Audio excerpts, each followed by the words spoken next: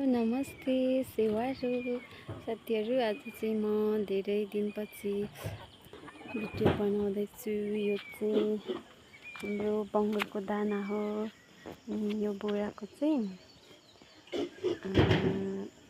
बोराइ हो, यहाँभित्र बोराइ छ चाहिँ दाना पकाउनु पर्छ। यो बोराले हाम्रोतिर चाहिँ यहाँ दाउरा छैन, त्यही भएर ल साथीहरू चाहिँ हाम्रो खुर्सानी है यस्तो धेरै फलेको छ। ल हेर्नुहोस्, अर्ग्यानिक खुर्सानी हो चाहिँ हाम्रो। यो चाहिँ छिपेपछि दाल हुन्छ। यो चाहिँ अहिले भर्खर फल्दैछ। यहाँतिर यस्तो धेरै फलेको छ। यहीँ पनि खुर्सानी फलिरहेको छ। खुर्सानी चाहिँ धेरै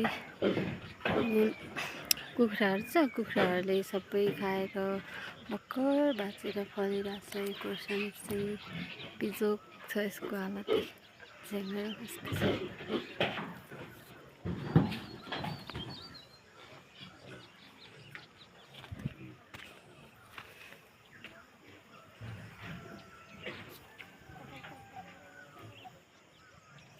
अब म चाहिँ दाना दिन लागेको। रात पर्यो। यहाँ हाम्रोतिर चाहिँ बङ्गुरहरू चाहिँ के गर्दैछ भने यस्तो छ हालत साथीहरू। चाहिँ यिनीहरूकोमा हो, यस्तो छ।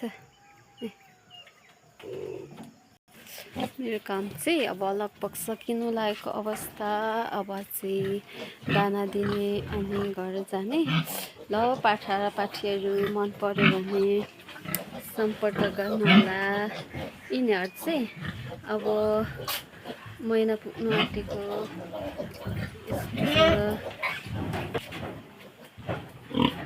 यिनीहरू चाहिँ 2 महिना पुग्नु लागेको साथीहरू। तपाईँहरूलाई मन पर्यो भने सम्पर्क गर्नुहोला मलाई। यो चाहिँ पकाएर रेडी पारिसकेको दाना हो। अब दिनुपर्ने चाहिँ भोलिको लागि। हामी चाहिँ बङ्गुरहरूलाई यस्तो दाना दिन्छौँ। तपाईँहरूकोतिर कसरी दिनुहुन्छ? ल आज चाहिँ मासु पनि छ। यहाँबाट दाना चाहिँ धादिङ हो, पर देख्दै गरेर चाहिँ नुवाकोट भन्छ। यता पर चाहिँ काँक्राको झ्याङ हो। अब फल्नु बाँकी। काँक्रो चाहिँ हाम्रो फर्सी हो, पूर्वपट्ट ल्याएर रोपेको। खै फल्छ फल्दैन हेरौँ। यस्तो छ। यो चाहिँ आलु हो, मकै बारी छ यता चाहिँ।